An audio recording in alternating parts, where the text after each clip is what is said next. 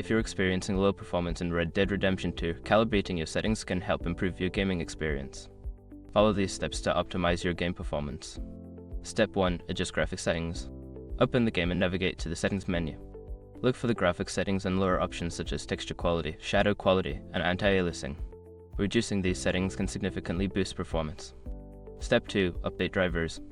Ensure that your graphics card drivers are up to date.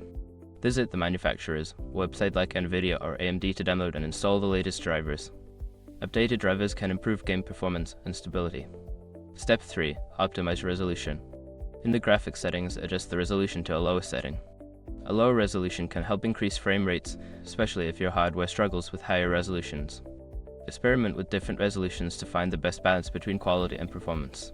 Step 4. Disable unnecessary features. Turn off features like VSync, motion blur, and ambient occlusion in the settings menu. These features can be demanding on your system, and disabling them can lead to smoother gameplay. Step 5. Monitor background processes. Before launching the game, check for any unnecessary background applications running on your computer. Close any programs that are not needed while gaming to free up system resources, which can enhance performance.